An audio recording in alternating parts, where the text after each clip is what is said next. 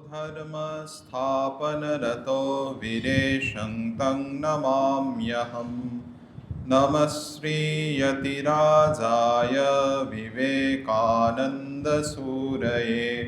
सच्चित्सुखस्वरूपाय स्वामिने तापहारिणे स्वामिने तापहारिणे।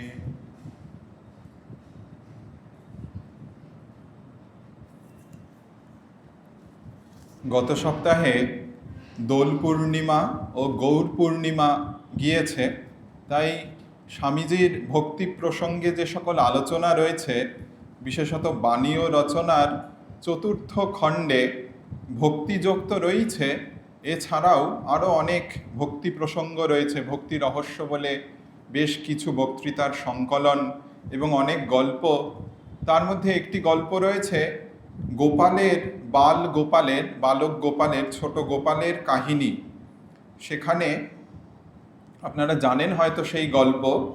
গোপালের মা, তিনি স্বামী ছিলেন না, তার স্বামীহারা সেই ছোট্ট ছেলেকে মানুষ করছেন। গোপাল স্কুলে যাবে, ভয় পাচ্ছে বনের মধ্যে দিয়ে কিভাবে যাবে। মা বলছেন যে ভয় পেলে মধুসূদন দাদাকে স্মরণ করবে। তো সেইখানে দেখছিলাম স্বামীজি লিখছেন, তিনি ছিলেন বৃদ্ধা, সংসার নির্বাহের জন্য প্রতিদিন অনেকটা সময় চরকায় সুতো কাটতেন। তো এই চরকায় সুতো কাটার প্রসঙ্গে পড়তে পড়তে হঠাৎ করে মনে পড়ে গেল একটি অনেক দিন পূর্বে পড়া একটি ছড়া, চাঁদের বুড়ি বলে। এক যে ছিল চাঁদের কোনায় চরকা কাটা বুড়ি ইত্যাদি। আমরা একেবারে ইচ্ছা রইল যে একেবারে শেষে এইটির উল্লেখ করব স্বামীজির কথার প্রসঙ্গে। এমনি যদি আমরা দেখি, এই জগৎ সংসার যেন একটা এক্সিবিশন, প্রদর্শনী। আমরা কোনোভাবে এখানে প্রবেশ করে ফেলেছি এবং এইখানে প্রবেশ করার ছাড়পত্র নিয়ে প্রবেশ তো করেইছি, আসন গ্রহণ করে আমরা এই প্রদর্শনী দেখে বেড়াচ্ছি। সত্য, রজ এবং তম, এই তিন গুণের খেলা। কত রকম দ্রষ্টব্য বিষয়। যা ভালো লাগছে অনেকক্ষণ ধরে দেখছি, আবার যা মন্দ তা যেন সরে সরে যাচ্ছে। আর এই যেহেতু প্রদর্শনী, এক্সিবিশন যেহেতু, সেই জন্য এখান থেকে কিছু কেনার উপায় নেই। আমরা শুধু উইটনেস হিসেবে, দ্রষ্টা হিসেবে এই চলচ্ছবির, যেটি সরে সরে যাচ্ছে, সরে সরে যাওয়ার সংসারের আরেকটি অর্থ, সেইটির শুধু দ্রষ্টা হিসেবে সাক্ষী কিছু অভিজ্ঞতা লাভ করে থাকি। তা আজকে স্বামীজির কথায় মনে পড়ছে যে ঠিক 100 বছর আগে 1926-এ এই বেলুর মঠে the Ramakrishna Math and mission convention 1926-এ কনভেনশন হয়েছিল। আরও দেখছিলাম যে তারিখ ছিল 1 থেকে 8 এপ্রিল। এক সপ্তাহ জুড়ে যত রামকৃষ্ণ নামাঙ্কিত সংগঠন বা সংস্থা ছিল সেই সময়ে, অধিকাংশই যারা এই ঠাকুরমা স্বামীজির ভাবে কাজ করতেন, কি সন্ন্যাসী কি যারা গৃহী, সবাই এসেছিলেন এই বেলুর মঠে।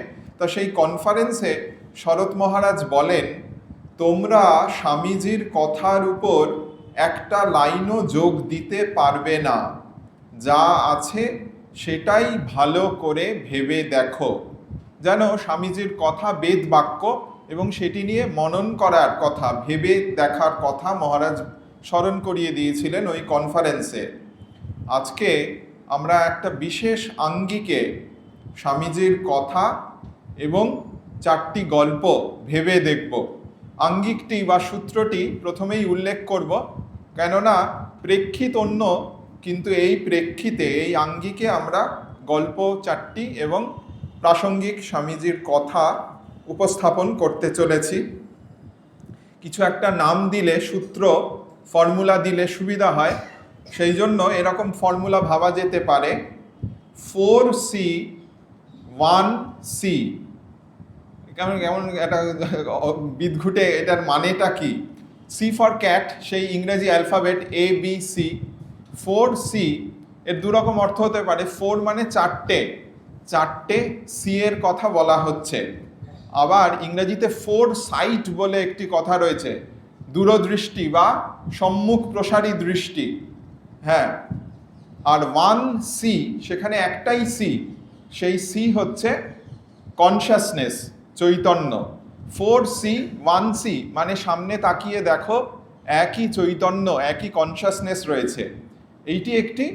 আর চারটে যদি ABC এর সি ধরি, সেই চারটে সি হচ্ছে club, couch, camera, cinema. All this leads to one consciousness. এইভাবে এই সূত্র ধরে আমরা স্বামীজির গল্পগুলো দেখব।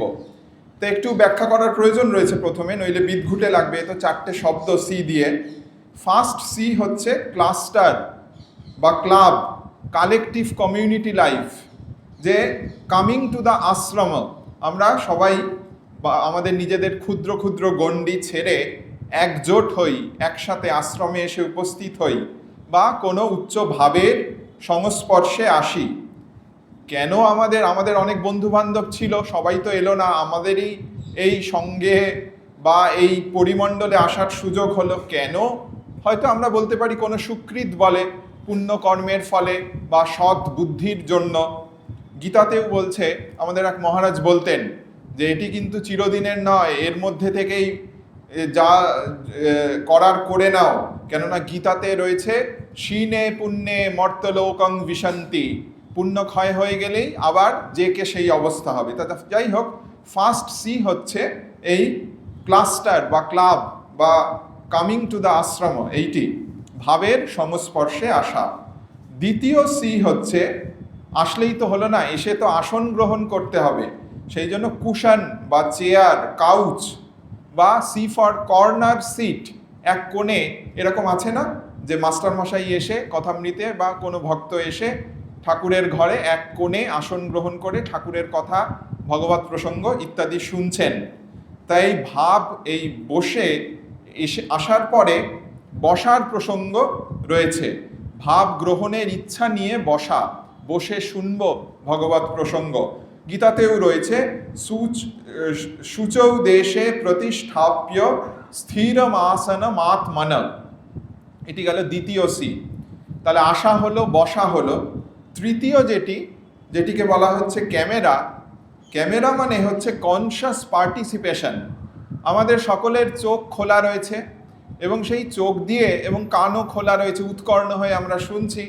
এই চোখ, কান এবং অন্যান্য ইন্দ্রিয়গুলো দিয়ে আমরা এতে অংশগ্রহণ করছি, পার্টিসিপেট করছি। গীতায় রয়েছে মৎচিত্তা মদ্গত প্রাণা বোধয়ন্ত পরস্পরম কথয়ন্তশ্চ মাং নিত্যম ইত্যাদি।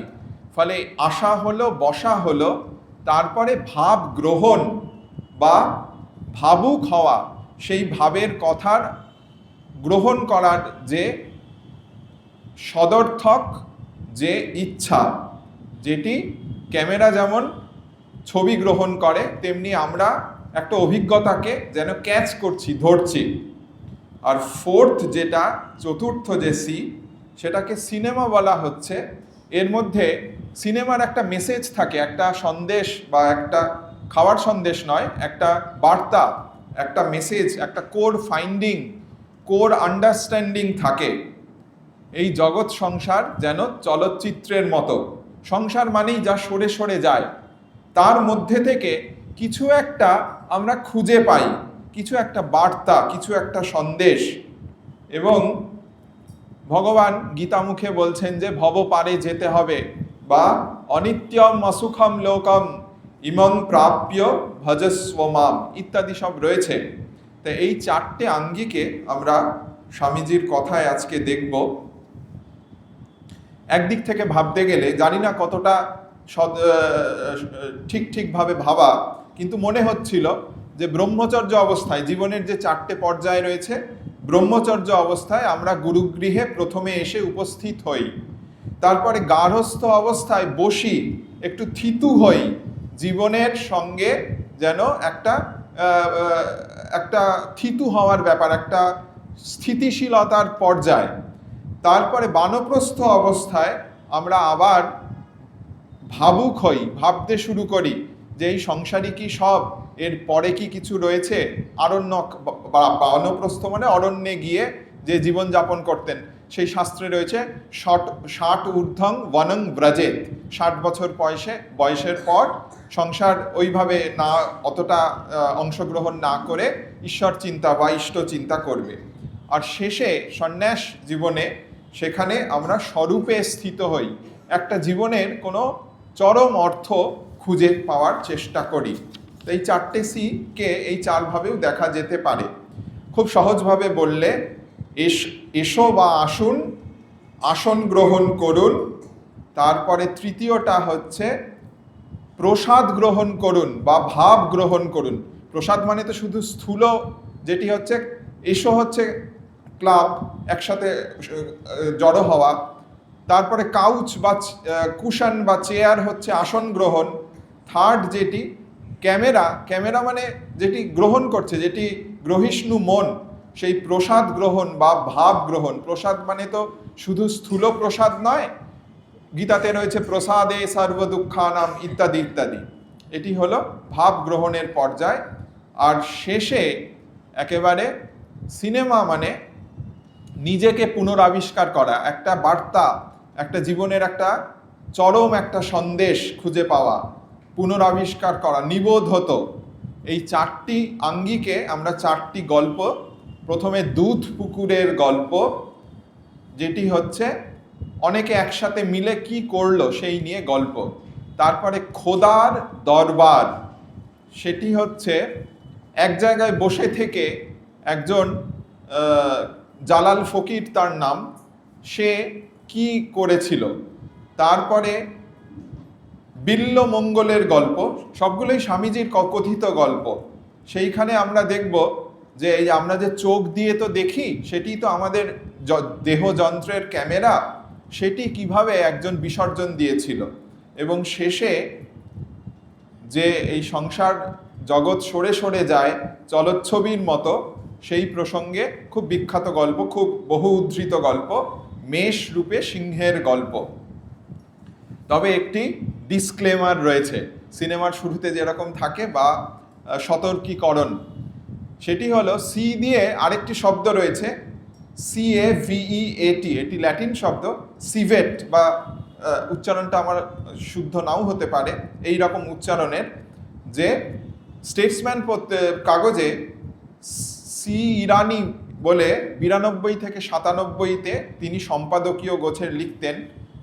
তার মধ্যে আমরা যাচ্ছি না, সেইখানে late a person be aware বা বি ওয়্যার, ওয়ার্নিং গোছের সতর্কীকরণ, একটি ডিসক্লেমার বা সতর্কীকরণ রয়েছে। সেটি হলো গল্পগুলো স্বামীজি তার নিজস্ব প্রেক্ষিতে বলেছেন, তার বক্তৃতার মধ্যে রয়েছে, আমরা সেগুলোর উল্লেখ করব। কিন্তু আমরা এখানে সেই প্রেক্ষিত থেকে, সেই পটভূমি থেকে তুলে এই নতুন আঙ্গিকে, 4টি আঙ্গিকে আমরা উপস্থাপন করছি, এবং সঙ্গে কিছু স্বামীজির কথা। প্রাচ্য পাশ্চাত্যে স্বামীজি বলছেন, সব দেশেই সেই এক, অর্থাৎ গোটা কতক শক্তিমান পুরুষ যা করছে তাই হচ্ছে, বাকিগুলো খালি ভেরি আর ধ্যাসান, বই তো নয়। ও তোমার পার্লামেন্ট দেখলুম, সেনেট দেখলুম, ভোট ব্যালট মেজরিটি সব দেখলুম, রামচন্দ্র, সব দেশেই ওই এক কথা, শক্তিমান পুরুষেরা যে দিকে সমাজকে চালাচ্ছে, বাকিগুলো ভেড়ার দল। তবে ভারতবর্ষে শক্তিমান পুরুষ কে না ধর্মবীর, তারা আমাদের সমাজকে চালান, তারাই সমাজের রীতিনীতি বদলাবার দরকার হলে বদলে দেন। আমরা চুপ করে শুনি আর করি, তবে এতে তোমার বাড়ার ভাগ ওই মেজরিটি, ভোট প্রভৃতি হাঙ্গামগুলো নেই, এই মাত্র। অবশ্য ভোট ব্যালটের সঙ্গে প্রজাদের যে একটা শিক্ষা হয় সেটা আমরা পাই না, কিন্তু রাজনীতির নামে যে চোরের দল দেশের লোকের রক্ত চুষে সমস্ত ইউরোপীয় দেশে খাচ্ছে, মোটা তাজা হচ্ছে, সে দলও আমাদের দেশে নেই। সে ঘুষের ধুম, সে দিনের ডাকাতি যা পাশ্চাত্য দেশে হয়, রামচন্দ্র যদি ভেতরের কথা দেখতে তো মানুষের উপর হতাশ হয়ে যেতে। গোরস গলি গলি ফিরে सूरा बैठी बिकाए, सती को ना मिले धोती, कस्बिन पहने खासा। গোরস মানে দুধ, দুগ্ধ, সেটি নিয়ে গলিতে গলিতে বিক্রি করতে হয়, ফেরি করতে হয়, কিন্তু যেটি সুরা অর্থাৎ মদ, সেটি এক জায়গায় বসেই বিক্রি হয়ে যায়। সতী নারীর পরিধানের বস্ত্র জোটে না, অথচ অসতী সুবেশ পরিধান করে বেড়ায়। তুলসীদাসের দোহা স্বামীজি প্রাচ্য পাশ্চাত্যে উল্লেখ করছেন। তাই এই গোরাস বা দুধ নিয়ে প্রথম গল্প, দুধ পুকুরের গল্প। স্বামীজি এটি বেদান্ত ও অধিকার প্রবন্ধে বলেছেন যে ব্যক্তিগত সততা, কর্তব্যবোধ এইগুলো নিয়ে আমরা অনেক সময় গর্ববোধ করি, কিন্তু এগুলো আমরা অনেক সময় মনোযোগ দিয়ে পালন করি না। আমাদের বাহ্যরূপ একরকম, একসঙ্গে এসে আমরা যখন মিলিত হই একটা আবরণ থাকে যেন বাহ্যরূপের, সেটি একরকম, কিন্তু প্রকৃত স্বরূপ যেন অন্যরকম। লন্ডন শহরে ভক্তদের স্বামীজি এই গল্পটি বলেন। গল্পটি হচ্ছে, প্রাচীন ভারতবর্ষে রাজসভায় অনেক সভাসদ থাকতেন। এদের মধ্যে অনেকেই জ্ঞানী, গুণী, পণ্ডিত, সাহিত্যিক ছিলেন। আবার অনেকে ছিলেন যাদের কাজ ছিল সব ব্যাপারেই রাজাকে তোষামত করা। তো সেই রকম তারা বলতেন, মহারাজের জন্য আমি আমার জীবন বিসর্জন দিতে পারি, মহারাজের কথাই আমার জীবনের বেদ বাক্য, আমার মতো বিশ্বস্ত লোক আর মহারাজের কজন আছে, ইত্যাদি। তো একজন রাজা তার সভাসদদের নিয়ে খুশিই ছিলেন। হঠাৎ একদিন এক ঋষি মহাশয়, এক ঋষি, তিনি নাম করা খুব প্রথিতযশা, তিনি রাজসভায় এসে উপস্থিত হয়েছেন এবং তিনি রাজাকে জিজ্ঞাসা করছেন কেমন চলছে রাজ্যপাট। রাজা বলছেন যে রাজ্যের তো সবই কুশল, দেশে ভালো শস্য উৎপাদন হচ্ছে, কোনো যুদ্ধ বিগ্রহ হয়নি, সুতরাং প্রজারা সবাই সুখেই রয়েছে। আর সভাসদদের কথা যেই জিজ্ঞাসা করছেন, রাজা বলছেন আমার সভাসদেরা সবাই খুব অকপট এবং বিশ্বস্ত, সুতরাং আসলে সবাই সুখীই রয়েছে। এই কথা শুনে ঋষি একটু হাসলেন, কারণ মানব চরিত্র সম্পর্কে ঋষির জ্ঞান অধিক ছিল। তিনি বললেন যে এটি আমি ঠিক মেনে নিতে পারছি না। যে তখন রাজা বলছেন মহাত্মান, ঋষিকে বলছেন আপনি ইচ্ছা করলে পরীক্ষা করে দেখুন। তখন ঋষি বলছেন ঠিক আছে, আমি একটা বিরাট যজ্ঞ করতে চাই, এ রাজ্যের কল্যাণ হবে তাতে, এবং মহারাজের যারা শত্রু তারা যুদ্ধ বিগ্রহ করবে না, বশীভূত হবে। তবে একটি শর্ত রয়েছে, যজ্ঞের জন্য একটি দুধ পুষ্করিণী বা দুধ পুকুর খনন করতে হবে, খুঁড়তে হবে একটি গর্ত, এবং সেখানে সবাই যারা সভাসদ রয়েছে এক কলসি বা এক ঘটি, যার যেরকম সামর্থ্য, সেই দুধ ওই যে খোঁড়া জায়গা হয়েছে গর্ত, সেখানে ঢালতে হবে। মহারাজ ভেবেছিলেন ঋষি খুব কঠিন কোনো শর্ত দেবেন, এ তো খুব সোজা। মহারাজও খুশি, বলছেন ঠিক আছে। তিনি তার সভাসদদের ডেকে ব্যবস্থা করলেন যে এই পরীক্ষা আশা করি আমার সভাসদরা আপনাকে সন্তুষ্ট করতে পারবে, ঋষিকে বলেছেন। তা যাই হোক, নির্দিষ্ট দিনে ওরকম গর্ত খোঁড়া হলো, সবাই বললেন যে সানন্দে আমরা এর মধ্যে দুধ ঢালবো। সময় নির্ধারিত হয়েছে মাঝরাতে, অন্ধকারে। সেদিন ছিল নিশীথ অমাবস্যার রাত্রি, কেউ কাউকে দেখতে পাচ্ছে না, আর সবাই ওই যে কলসি বা ঘটি নিয়ে আসছে, সবাই যেন গোপনেই আসছে। যখন ঢালছে কেউ কাউকে দেখাচ্ছে না যে কি ঢালছে, এবং বিধাতা অলক্ষ্যে হাসছেন, কেউই কিছু বুঝতে পারছে না। এবং পরে রাত্রি শেষে সকালবেলা দেখা গেল যে পুকুরটি, যে গর্ত খোঁড়া হয়েছিল, দুধের বদলে জলে পূর্ণ আছে। সবাই জল ঢেলেছে, দুধ কেউ ঢালেনি। ঋষি সকালে এসে শিষ্য সহ এসেছেন এবং জল ভর্তি পুকুর দেখে তার উদ্দেশ্য যেটা রাজাকে বোঝানো যে সভাসদরা শুধু তোষামদি করে কিন্তু দায়বদ্ধতার অভাব রয়েছে, সেটি তা রাজা তখন মল্লযুদ্ধ করছিলেন এরকম রয়েছে বর্ণনায় গল্পে। তার কাছে খবর যাওয়াতে তিনি প্রচণ্ড ক্ষুব্ধ হয়ে এলেন, কিন্তু কি করেন, যে অপ্রিয় সত্য হলেও তাকে মানতে হলো। তিনি জিজ্ঞাসা করলেন যে কেন আপনারা এরকম করলেন। অধিকাংশই বললেন যে সবাই ভেবেছে যে যখন এত কলসি দুধ অন্যেরা ঢালবে তখন আমার আর দুধ দিয়ে কি হবে, আমি একটু জল মিশিয়ে দিই, কেউ বুঝতে পারবে না।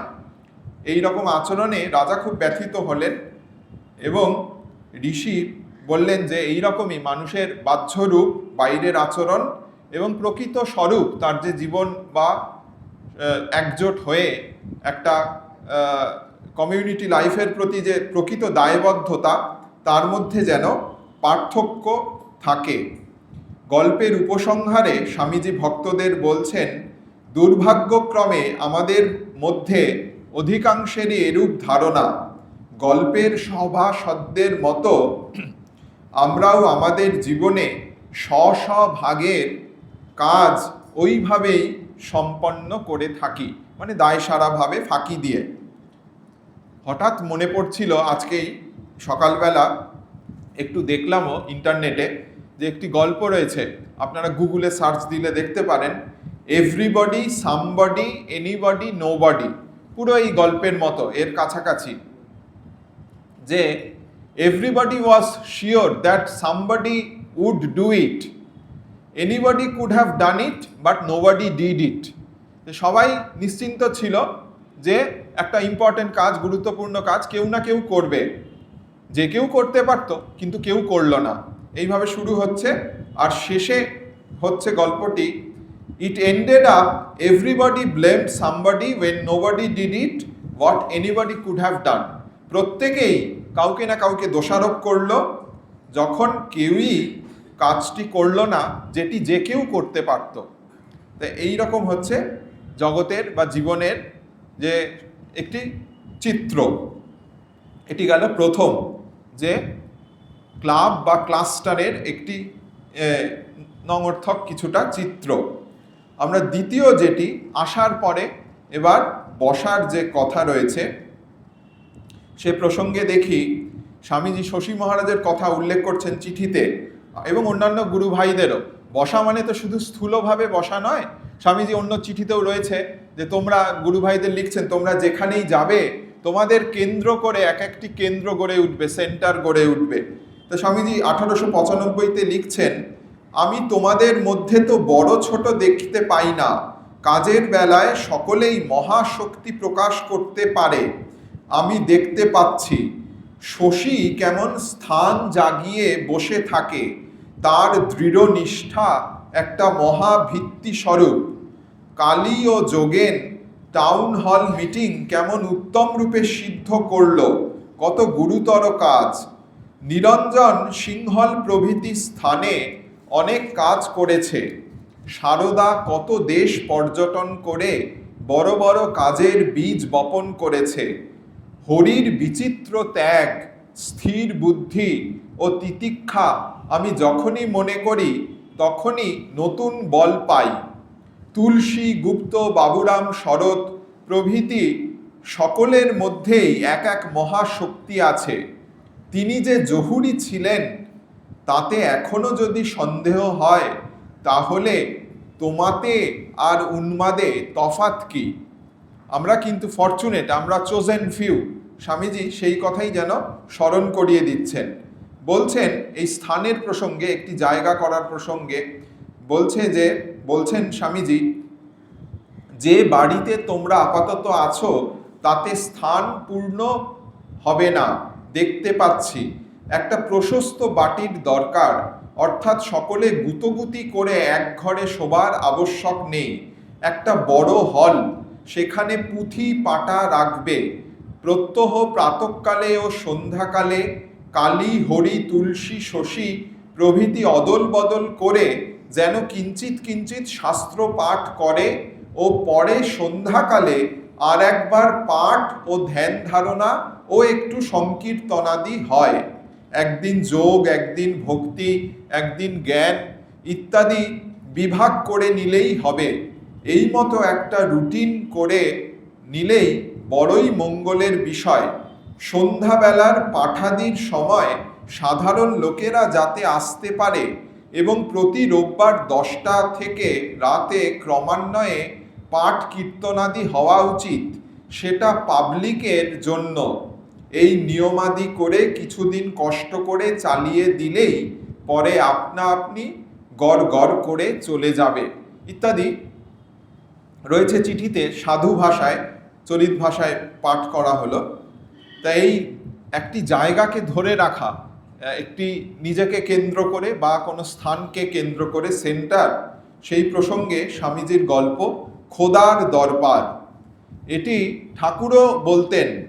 স্বামীজি তার ভক্তি রহস্য পুস্তকে একটু পরিবর্তন করে এই গল্পটি বলেছেন। গল্পটি হলো, জালাল ফকিরের মাঠ, মাঠ তো নয় যেন তেপান্তরের মাঠ। তেপান্তরের মাঠ কেউ দেখেনি, কিন্তু জালাল ফকিরের মাঠে একবার যারা গেছে তারাই সে মাঠের নামে ভয় পায়। চারিদিকে যত দূর দুচোখ যায় কেবল ধু ধু মাঠ, কোথাও বাড়িঘর লোকজনের চিহ্ন মাত্র নেই। পাঞ্জাব থেকে দিল্লি যেতে হলে সকল পথিককেই এই জালাল ফকিরের মাঠটি পেরিয়ে যেতে হয়। দুপুরবেলা সূর্য যখন ঠিক মাথার উপর ওঠে, সারা মাঠে কে যেন আগুন ছড়িয়ে দেয়। গরমে জলতেষ্টায় অসহায় পথিক মাঠের মাঝে প্রাণ দেয়। মাঠের ঠিক মাঝখানে জালাল সাহেব ফকিরের একটা ছোট্ট কুটির। কবে কতকাল থেকে ফকির সাহেব এখানে এসে বসে রয়েছেন বা বাস করছেন তা কেউ জানে না। দেশে দেশে ফকিরের খুব নাম। অশিক্ষিত লোকেরা বলা বলি করে, খোদার সঙ্গে ফকির সাহেবের কথা হয়। একটা শের নাকি ফকির সাহেবের দরজায় রাত দিন পাহারা দেয়। শের মানে বাঘ। আরও কত আজগুবি কথা। যা হোক, ফকির সাহেব সত্যি বড় ভালো মানুষ ছিলেন, আর তার নাম থেকেই সেই মাঠের নাম হয় জালাল ফকিরের মাঠ। যে সময়ের কথা বলা হচ্ছে তার 30 বছর আগেও সেখানে এরূপ রাক্ষুসে মাঠ ছিল না। পরে এই রকম মাঠে বহু লোক প্রাণ দেওয়াতে, বছর বছর মারা যাওয়াতে মানুষের দুঃখে জালাল সাহেবের প্রাণে বড় দয়া হলো। কিন্তু ভেবে কিছু ঠিকও করতে পারেন না। অনেক ভেবেচিন্তে ফকির ঠিক করলেন যে মাঠের মাঝেই সরাইখানা বা মুসাফিরখানা তৈরি করতে হবে। প্রত্যেক সরাইতে কুয়ো খুঁড়ে দিতে হবে, যাতে অসহায় যে সকল পথিক তারা একটু জল পায়। আবার শুধু তো তৃষ্ণা মিটলেই হলো না, ক্ষুধারও ব্যবস্থা করতে হবে। সেই জন্য ফকির সাহেব একটু ওই রকম খাদ্যেও যদি কিছু রাখা যায়, যাতে তারা অনায়াসে এই দীর্ঘ পথ অতিক্রম করতে পারে, এই রকম ভাবছেন। কিন্তু টাকা আসবে কোথা থেকে? তিনি তো সন্ন্যাসী ফকির, কোথায় এত টাকা পাবেন? তো এইসব নিয়ে তার মনে চিন্তা চলছে। এমন সময় খবর এলো যে দিল্লির যে বাদশাহ, তিনি নতুন রাজ্য জয় করেছেন। এই মাঠ ছিল পাঞ্জাব থেকে দিল্লির মাঝে, এরকম গল্পে রয়েছে। আর খবর এসছে দিল্লির বাদশাহ নতুন রাজ্য জয় করে প্রচুর ধনরত্ন নিয়ে রাজধানীতে ফিরেছেন এবং গরিব দুঃখীদের অনেক দান ধ্যান করছেন। এই সংবাদ শুনে ফকির ভাবলেন, তাহলে যাওয়া যাক। রাজার কাছেই আবেদন করবেন যে যদি বাদশার কাছে, যে যদি কিছু সাহায্য পাওয়া যায় এই জালাল ফকিরের মাঠে, তাহলে সরাইখানা বা মুসাফিরখানা তৈরি করা যাবে। তা ফকির ছিলেন খুব পবিত্র মানুষ। গল্পে রয়েছে, বয়সে রূপ নেই, রঙে রূপ নেই, শরীরে রূপ নেই, তার চলতেও হয়তো কষ্ট হচ্ছে, কিন্তু যথার্থ রূপ, যথার্থ সৌন্দর্য আছে পবিত্রতায়, প্রেমে, পরের জন্য নিঃস্বার্থ ভালোবাসায় যথার্থ রূপ রয়েছে। সেই জন্য ফকিরের যে প্রেমিক চোখ, তা দেখে সকলেরই ভক্তিতে মাথা নত হয়ে আসে। ফলে রাজ দরবারে যখন তিনি পৌঁছালেন, রাজবাড়ির ফটকে প্রহরীরা বা দাঁড়ি যারা ছিল তারা সসম্ভ্রমে তাকে রাস্তা ছেড়ে দিল। ফকির নির্ভীক মনে ভিতরে প্রবেশ করলেন, কিন্তু অন্তঃপুরে তো সকলকে ঢুকতে দেওয়া হয় না। রাজ বাড়িতে প্রবেশ করেছেন, কিন্তু অন্তঃপুরে সেখানেও গার্ড রয়েছে। তারা সেই সেপাই শান্তি, লোকজন, হাতি ঘোড়া, কামান, বন্দুক, বাগিচা, এই সব রয়েছে, ফোয়ারা, এইসব দেখতে দেখতে অন্তঃপুরে যেই পৌঁছেছেন, তখন সেখানে যে দাঁড়ি ছিল সে সেলাম করে বলছেন বিনীতভাবে, কি হুকুম জনাব? ফকির বলছেন, আমি বাদশার সঙ্গে দেখা করতে চাই। তখন বলছেন যে আপনি খোদার ভালোবাসার লোক। যে দারোয়ান সে বলছেন, আপনার কোথাও যেতে মানা নেই, কিন্তু বাদশাহ এখন নামাজ পড়ছেন, আপনি সোজা চলে যান ওই ঘরে প্রার্থনা কক্ষে, সেখানে বাদশাহ নামাজ পড়ছেন। ফলে এখানেও ছাড় পাওয়াতে ফকির সরাসরি সেই প্রার্থনা কক্ষে গিয়ে দেখছেন যে বাদশাও বসে রয়েছেন, নামাজ পড়ছেন, এবং ফকিরও গিয়ে পেছনে বসেছেন। নামাজ শেষ হয়েছে। তখন বাদশাহ দিল্লির, তিনি জোর হাতে ভগবানের কাছে প্রার্থনা করছেন, হে খোদা, আমাকে আরও ধন দাও, আরও জন দাও, আরও রাজ্য দাও, আরও রাজত্ব দাও, আরও সুখ দাও, আরও আরও আরও আরও এইসব অনিত্য জিনিস চাইছেন। এভাবে অনেকক্ষণ ধরে বাদশাহ ভগবানের কাছে নানা জিনিস প্রার্থনা করছেন। ফকির তখন ধীরে ধীরে উঠে ফিরে আসতে চাইছেন। এই সময় বাদশার চোখে পড়েছে, বাদশাহ তাকে ইশারায় বসতে বলেছেন। তারপরে নামাজ শেষে ফকিরকে জিজ্ঞাসা করছেন যে, কি তুমি এসেছিলে, এত দূর এসেছিলে, একেবারে প্রার্থনা কক্ষে অন্তঃপুরে চলে এসেছো, কি ব্যাপার? কিছু না বলে আপনি চলে যাচ্ছেন, আপনি সম্মানীয় ব্যক্তি, কিছু হয়েছে কি?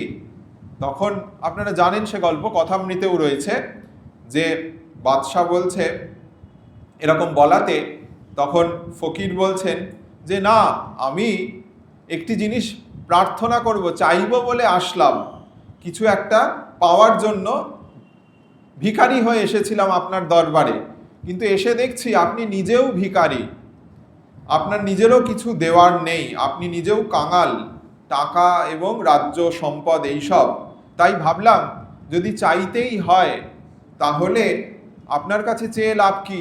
আপনি নিজেই যাচনা করছেন, নিজেই অন্যের উপর নির্ভরশীল, প্রত্যাশী।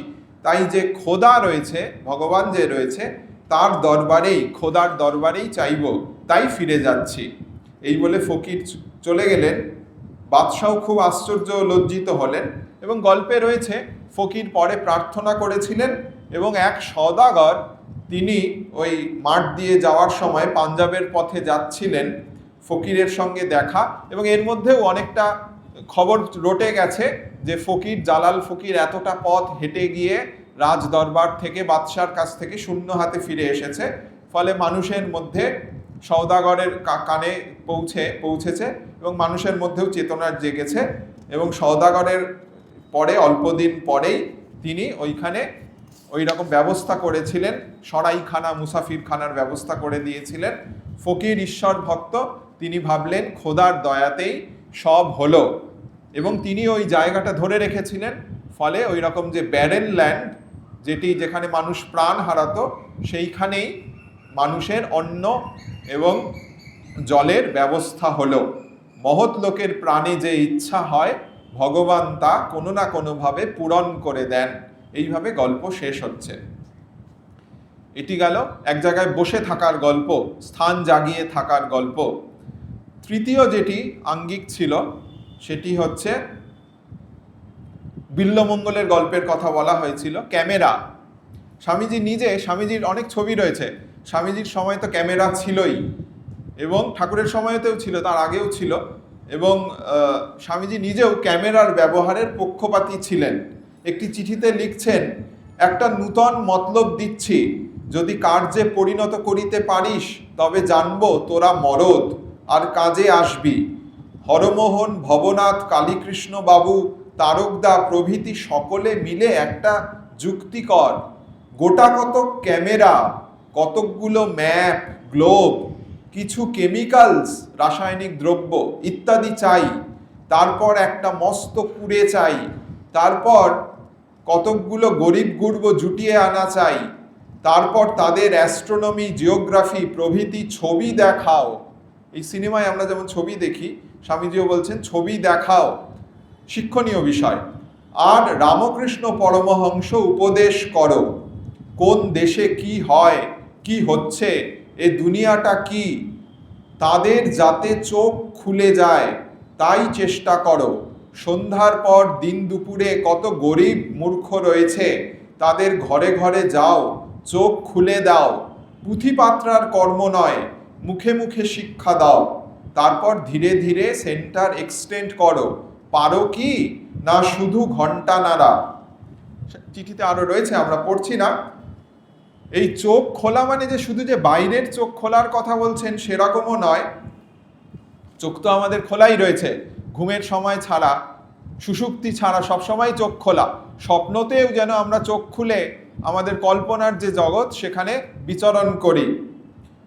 স্বামীজির একটি কবিতা রয়েছে পানপাত্র, সেখানে ভাবটা এরকম যে যা আমাদের জীবনে যে অভিজ্ঞতা রয়েছে, এই যেমন আমরা যে ক্লাসের পরে 6:30টার পরে বেরিয়ে গিয়ে কার সাথে কোথায় দেখা হবে, রাস্তায় কি অভিজ্ঞতার সম্মুখীন হব জানি না, সেটা একদিক থেকে সত্য। আবার তেমনি এরকম শাস্ত্রে বলছে যে আমারই কর্মফলে এই জোট পাঠ হচ্ছে, একসাথে জড়ো হওয়া, বসা এবং এই উৎকর্ণ হয়ে শোনা, দেখা, এগুলো আমারই কর্মের ফলে। স্বামীজি পানপাত্র কবিতায় বলছে বন্ধুর হয়তো, বন্ধু যে আমার দোসর বা আমার বন্ধুস্থানীয়, তার হয়তো অনেক অন্যরকম সহজ পথ, আমার কাছে জীবনের রিয়ালিটি অনেক কঠিন, নির্মম, নিরানন্দ, নিঃসঙ্গ সাধন। কিন্তু এই যে যেটি পানপাত্র মানে পেয়ালা, কাপ, ইংরেজি কবিতা হচ্ছে দ্য কাপ, যেটি আমার জন্য নির্দিষ্ট ভগবৎ কর্তৃক বা আমার কর্ম দ্বারাই, আমার পূর্ব কর্মের দ্বারাই, সেইটিকে গ্রহণ করো, সেইটিকে ফেলে দিও না বলে ভগবান যেন বলছেন নিঃসঙ্গ সাধন আর কারো তরে নয়, এ শুধু তোমার জন্যই এই অভিজ্ঞতা অপেক্ষা করছে। এই যে চোখ খুলে বড় বড় করে কান উৎকর্ণ হয়ে শুনছি, এ পূর্ব নির্দিষ্ট, এ আমাদের জন্যই অপেক্ষা করছে বলে কবিতায় রয়েছে মোর বিশ্ব রচনায় আছে তারও স্থান, লও এই পানপাত্র, বুঝিতে বলিনি আমি কি অর্থ ইহার। এর মানে কি, কেন শুনছি, কেন এইরকম আলোচনা হচ্ছে, এইসব থেকেও বড় হচ্ছে লাস্ট লাইন কবিতার, শুধু চোখ বুঝে দেখো স্বরূপ আমার। সুতরাং চোখ খুললে তিনি আছেন আর চোখ বুঝলে তিনি নেই, এরকমটি তো নয়। আমরা বাইরের ইন্দ্রিয় দিয়ে যেমন দেখি, তেমনি চোখ বুঝে মানস নেত্রে বা অন্তর্দৃষ্টি দিয়ে আমরা অনেক কিছু অনুভব করি। তা স্বামীজির বিল্বমঙ্গলের গল্পে এই চোখ নিয়ে একটি কথা রয়েছে। সাধক জীবনী নামে ভারতবর্ষের একটি বইতে এই কাহিনী রয়েছে। স্বামীজি শিষ্যা ছিলেন ভাবগ্রাহী সারা এলেন ওয়াল্ডো, তার কাগজপত্রের মধ্যে এই গল্পটি পাওয়া যায়, বাণীয় রচনার 4র্থ খণ্ডেই রয়েছে। গল্পটি হচ্ছে এক তরুণ ছিল, ব্রাহ্মণ জাতীয় এক তরুণ ছিল, আর মাঝে একটা নদী ছিল, নদীর অপর পারে এক পতিতা স্ত্রীলোক, তাকে এই তরুণ খুব ভালোবাসত। দুটো গ্রামের মধ্যে নদী, তরুণ রোজ নদী পেরিয়ে সেই মেয়েটির কাছে যেত এবং একদিন পিতার পারলৌকিক কাজ করতে হয়েছিল বলে সময় পেরিয়ে গেছে, সে খুব চিরদিনের অভ্যাস, খুব ছটফট করে পরে যখন গেছে সেই সময় নদীর তীরে রাতে প্রচণ্ড ঝড়ের গর্জন এবং মুষলধারে বৃষ্টি, নদীতে বিশাল বিশাল ঢেউ, কোনো নৌকা বা মাঝি নেই, নদী পার হওয়া খুব বিপজ্জনক।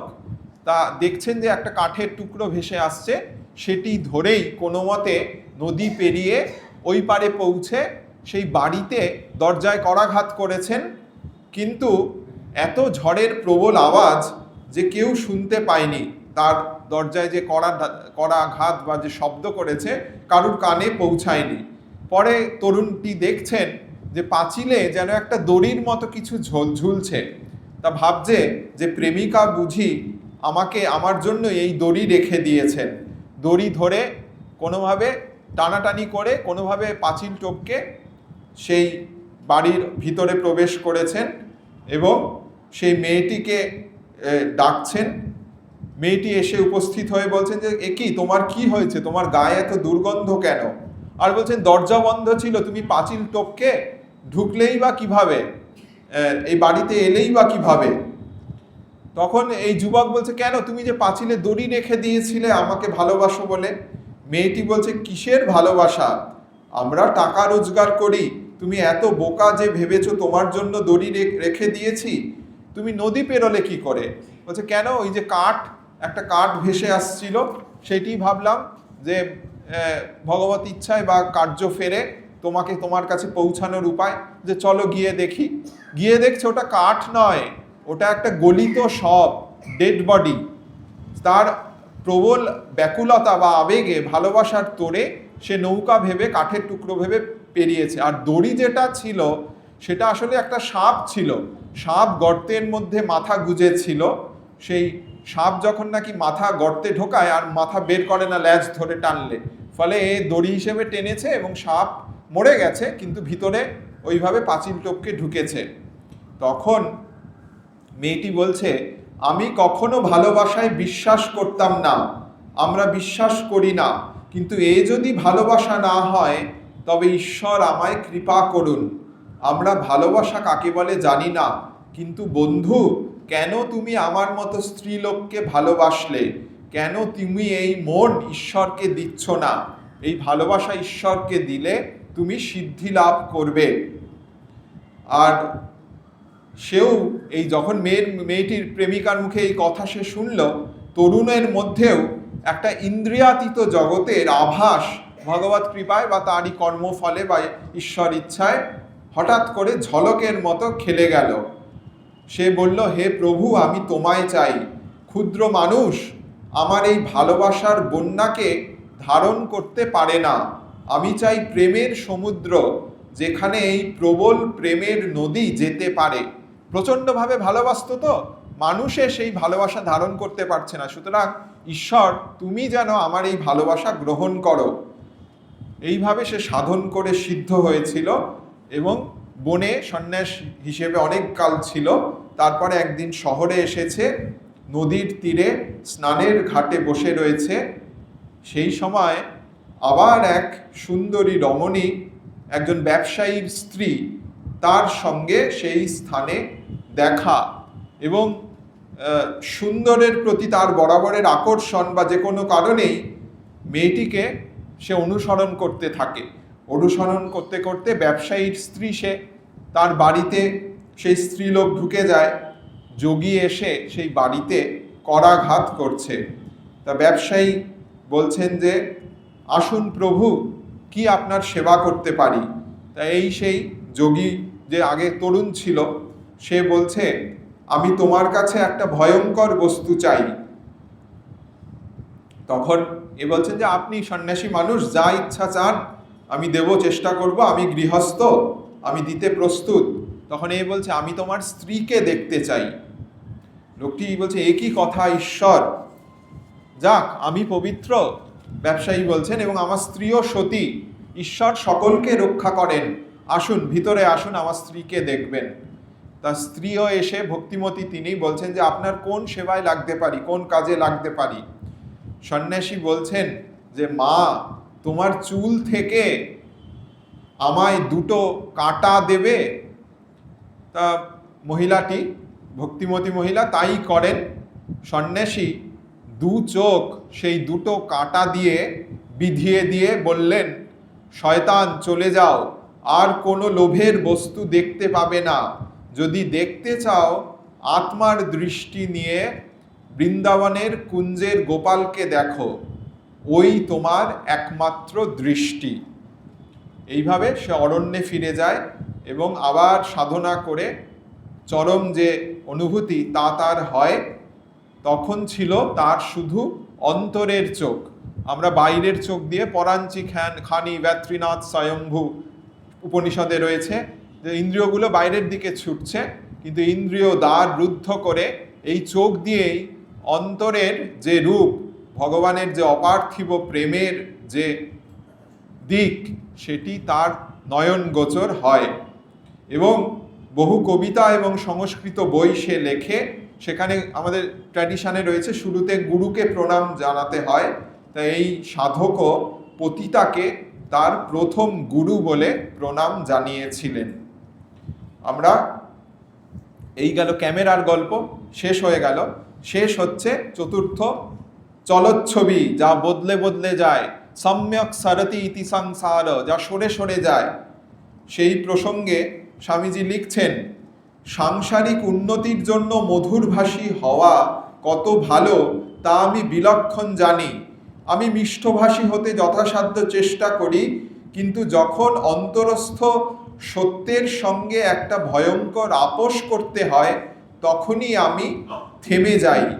আমি বিনম্র দীনতায় বিশ্বাসী নই, আমি সত্যের তনয়, ইত্যাদি রয়েছে, অনেক কথা রয়েছে। বলছেন যে আমি স্বরূপত যা, তাই আমাকে থাকতে হবে, আমার নিজ অন্তরাত্মার নিকট খাঁটি থাকতে হবে। যৌবন ও সৌন্দর্য নশ্বর, জীবন ও ধন সম্পত্তি নশ্বর, নাম যশ নশ্বর, এমনকি পর্বত চূর্ণ বিচূর্ণ হয়ে ধূলিকণায় পরিণত হয়। বন্ধুত্ব ও প্রেম ক্ষণস্থায়ী, একমাত্র সত্যই চিরস্থায়ী। এই সত্যকে স্বামীজি কোরোসিভ বা অনন্ত শক্তিসম্পন্ন জারক পদার্থের সঙ্গে এই চিঠিতেই তুলনা করেছেন।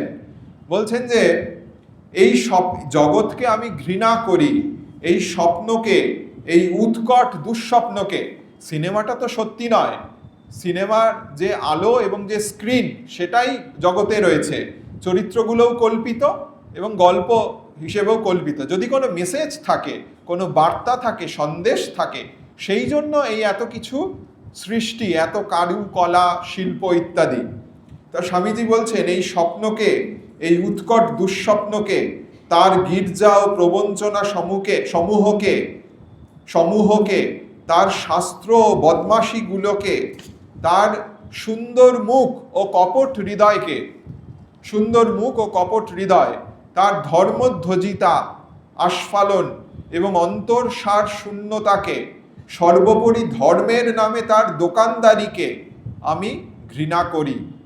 সংসারের কৃতদাসেরা কি বলছে, তার দ্বারা আমার হৃদয়ের বিচার করবে? ছি ভগিনী, তুমি সন্ন্যাসীকে চেনো না। মেরি হেলকে লিখছেন, বেদে বলে সন্ন্যাসী বেদ শীর্ষ, কারণ তিনি গির্জা, ধর্মমত, ঋষি, শাস্ত্র প্রভৃতি ব্যাপারের ধার ধারেন না।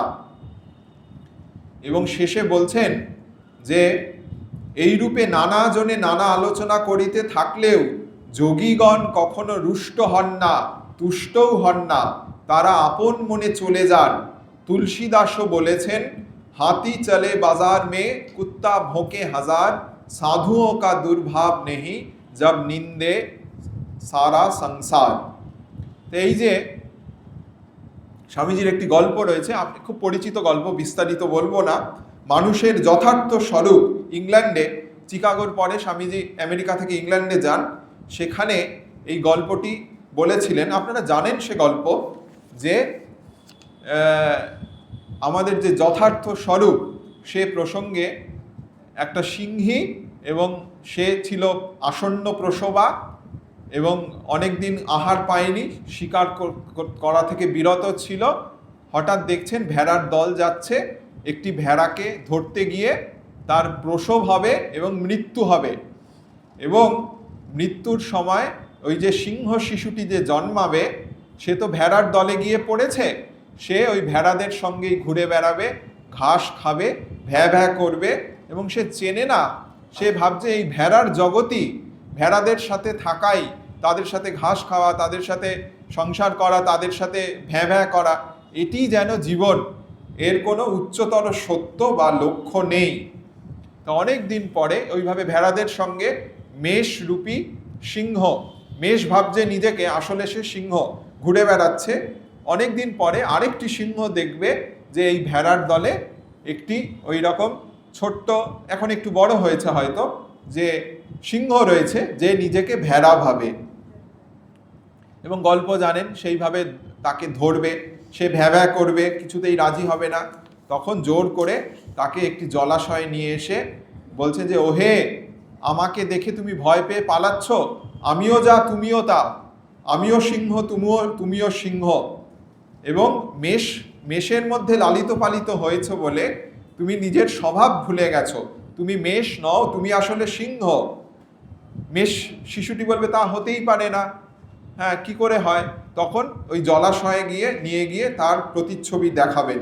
তখন সে আস্তে আস্তে নিজের প্রতিবিম্ব দেখে, সত্যিকারের স্বরূপ যখন দেখে, তার ছায়া দেখে সে বুঝতে পারবে যে আমি আসলে সিংহ। এই যে চলচ্ছবি, সংসারের যে বদলে যাওয়া রূপ, তার নেপথ্যে আমার একটি স্থিরতর, অচঞ্চল, অবিতথ, অকম্পিত একটি চিরন্তন রূপ রয়েছে। আমি সেই রূপের আসল অংশীদার, আমি আসলে সিংহ, বেদান্ত সিংহ বলা যেতে পারে। সেই গল্প শেষে স্বামীজি বলছেন সেই বক্তৃতায় শ্রোতাদের উপলক্ষ করে, তোমরাও সিংহ স্বরূপ, কিন্তু বাল্যকাল থেকে, সিনেমার গল্প তো, হ্যাঁ, কল্পনার জগতেই মানুষকে বদ্ধ করে রাখে, কিন্তু যেটি সত্যি কোনো কোনো জায়গায় সেটিও পোর্ট্রেট হয়, কিন্তু অনেক ক্ষেত্রে যে তার যে মেসেজ, যে সন্দেশ, সেটিতে যেন পৌঁছায় না। যে সিনেমার যে উত্তেজনা, গতকাল খেলা গেল, খেলার মধ্যে যে উত্তেজনা, যে উত্থান পতন, সুখ আনন্দ বেদনা, এটি নিয়েই আমরা মেতে আছি। কিন্তু আমাদের জীবনের যে খেলা চলছে অনন্তকাল ধরে, জীবনের যে হার জিত, সুখ দুঃখ, এই ভালো এই মন্দ, সেটির দিকে, তার নেপথ্যে যে আমার একটি চিরন্তন সত্তা, তাতে পৌঁছাতে হবে, বা সেটি আমার কাছেই রয়েছে, আমি ভাবছি নেই, যেন হারিয়ে ফেলেছি। সেই শান্তি, সেই আনন্দ, সেই স্থিরতর রূপ সবসময় রয়েছে, অনুক্ষণ রয়েছে। সেই স্বামীজি বলছেন, কিন্তু বাল্যকাল থেকে তোমরা শিক্ষা পেয়েছো যে তোমরা দুর্বল, তোমরা পাপী, অথচ জগতের মহাশক্তি তোমাদের মধ্যে। ওই মেষ সিংহের মতো সমস্ত দুর্বলতা ও ক্লীবতা পরিহার করো, সাহসী হও, সত্যকে জেনে তা জীবনে পরিণত করো। ওই যে বলা হচ্ছিল যে পুনরাবিষ্কার করা, লস্ট আইডেন্টিটি ফিরে পাওয়া, প্রথমে আসা, তারপরে বসা, তারপরে ভাব গ্রহণ করা, এবং শেষে নিজেকে পুনরাবিষ্কার করা। সেই স্বামীজি এখানেও বলছেন এই বক্তৃতা শেষে, উত্তিষ্ঠত জাগ্রত প্রাপ্য বরান নিবোধত। নিবোধত মানে অবগত হও, জানো। তাই এই গেল চারটি আঙ্গিকে, চারটি গল্প, প্রাসঙ্গিক অল্প কিছু কথা। আমরা প্রথমে যেটি দেখলাম যে এই এক জায়গায় জড়ো হওয়া, সম্মিলিত হওয়া, এটি হচ্ছে কর্মের ফেরে। আমাদের মনকে বলতে হয় যে মন ওঠো, ওখানে চলো, এই কথা শুনতে হবে। কর্ম, আমাদের কর্মের জন্য আমরা একজোট হয়েছি, এবং শুধু একজোট না, আমরা সদর্থকভাবে যোগদান করা আবশ্যক। দুধ পুকুরে যেই রকম সবাই ফাঁকি দিয়ে জল ঢেলে চলে গেল, ওই রকম আমরা যেন না করি জীবনে। তাই একজোট হওয়া, এটি গেল কর্মের দিক। তারপরে এসে এক জায়গায় বসা, জালাল ফকির তো বসেই ছিল, কিন্তু তার মনে একটা পরহিত, পরের জন্য একটা করার যে একটা ইচ্ছা, তার আসন যোগাসনে পরিণত হলো।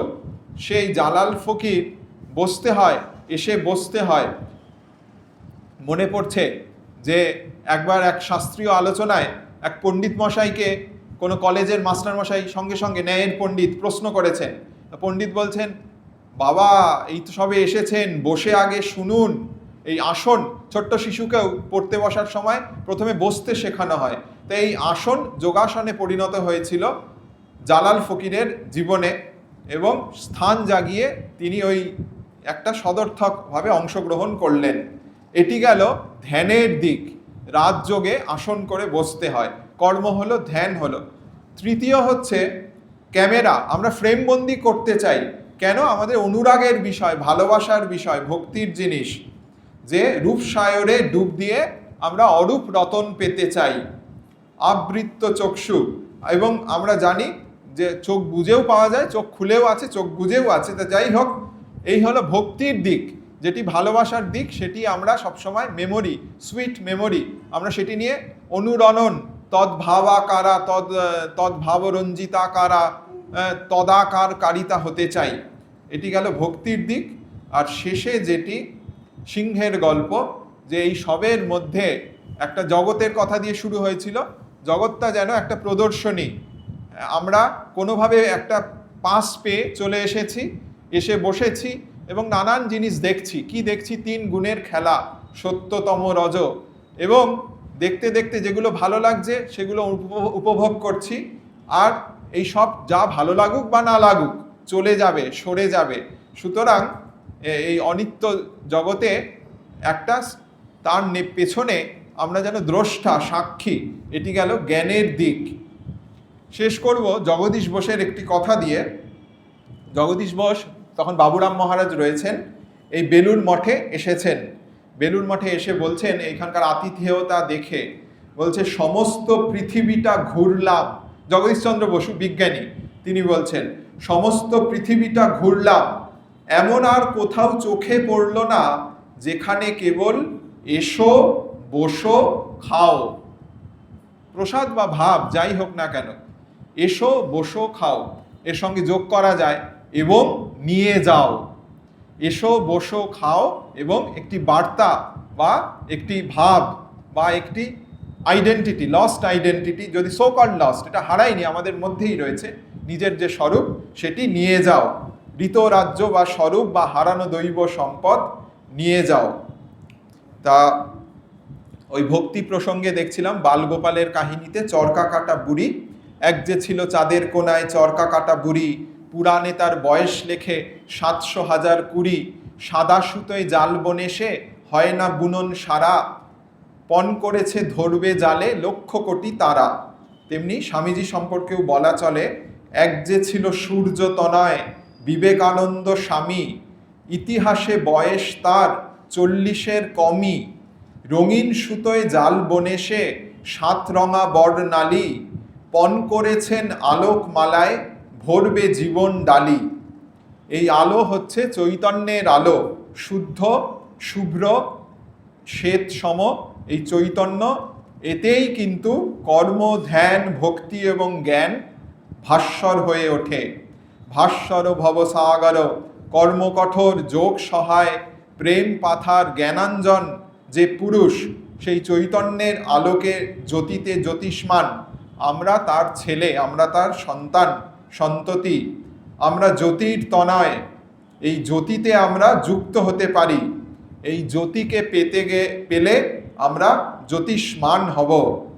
মজা হচ্ছে এই আলোতে, এই যে পণ করেছেন আলোকমালায় ভরবে, চৈতন্যের যে আলো, শুরুতে ছিল যে 4টে সি, একটা কনসাসনেস, একটা চৈতন্যে নিয়ে যায়, সেই চৈতন্যের যে আলো, এই আলোতে চোখে ধাঁধা লাগে না, এই আলোর রঙে আমাদের চোখে যেন নেবা লেগে যায়। আমরা এই চৈতন্যের দৃষ্টিতে জগৎ সংসারকে, নতুন আলোকে খুঁজে পাই জীবনে ও জনমে মরণে। ওম শান্তি শান্তি শান্তি। হরি ওম তৎসৎ। শ্রীরামকৃষ্ণার্পণমস্তু।